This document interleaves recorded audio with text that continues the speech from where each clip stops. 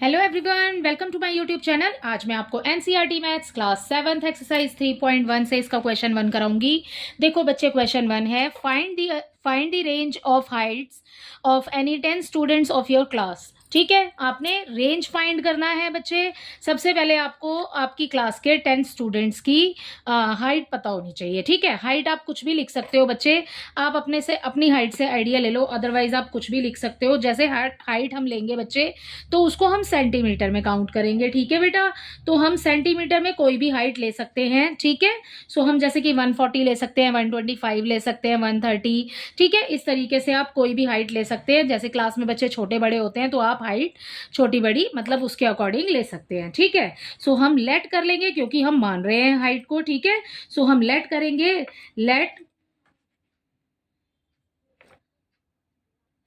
Late us have the height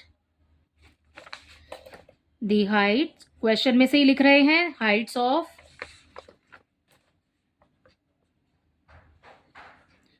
of any 10 students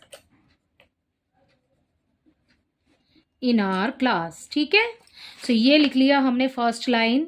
अब हम late कर रहे हैं बेटा, तो हम कुछ भी मान लेंगे, सेंटीमीटर में ले रहे हैं।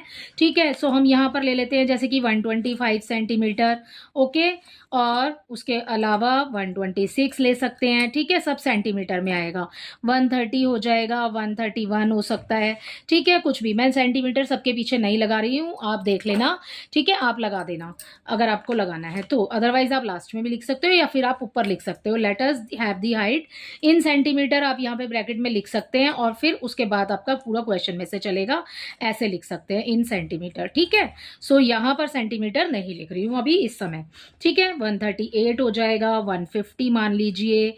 ठीक है, 161 मान लो। ठीक है, 160 मान लो, ये तो ऊपर नीचे हो सकता है। ठीक है, 136 मान लेते हैं। कितने बच्चों के लिए नहीं है? 10। तो ऐसे आपने 10 नंबर्स लेट कर लेने हैं, 1 2 3 4 5 6 7 8 9, और एक और ले लेते हैं जैसे कि हम यहाँ पर अगला ले लेते हैं हम अपना 135। ये हो गए हमारे पास 10 स्टूडेंट्स की।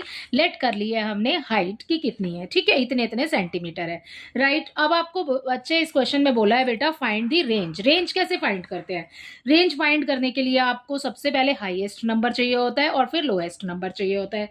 सो यहाँ पर हमें जो नंबर है वो हाइट है। ठीक है, सो हम यहाँ पर मैक्सिमम हाइट ले लेते हैं। पहले मैक्सिमम हाइट कितनी है, पहले हम यहाँ लिख लेते हैं मैक्सिमम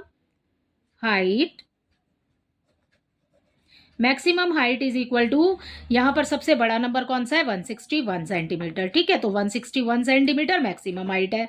ठीक है, उसके बाद अब हमें क्या लेना है? मिनिमम लेना है। मैक्सिमम ले लिया हमने, मिनिमम लेंगे अब हम। Minimum height is equal to, minimum कितना है बेटा? यहां पर सबसे छोटा नंबर देखिए आप, 125।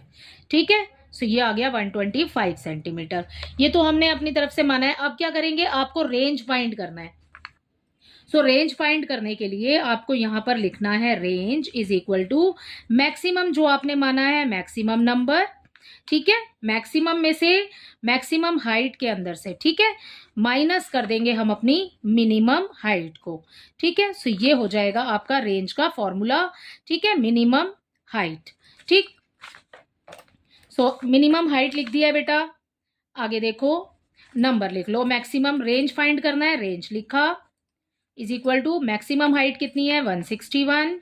ठीक है, उसमें से हम क्या माइनस करेंगे? 125 को। 161 यहाँ लिखिए, 125 यहाँ लिखिए, माइनस कर दो। 11 में से 5 माइनस करेंगे, यहाँ पर आ जाएगा 6। 5 में से 2 गया, यहाँ बच गया 3। ठीक है जी, जो ये 36 आएगा ना आपके पास, 36 सेंटीमीटर, यही है आपका आंसर। ठीक है, यही है रेंज। रेंज का फॉर्मूला क्या है? मैक्सिमम नंबर में से आपने मिनिमम नंबर को माइनस करना है। ठीक है, यहाँ पर हमने हाइट दी हुई है, हमें क्वेश्चन में हाइट पूछी है तो हमने हाइट लगा दी।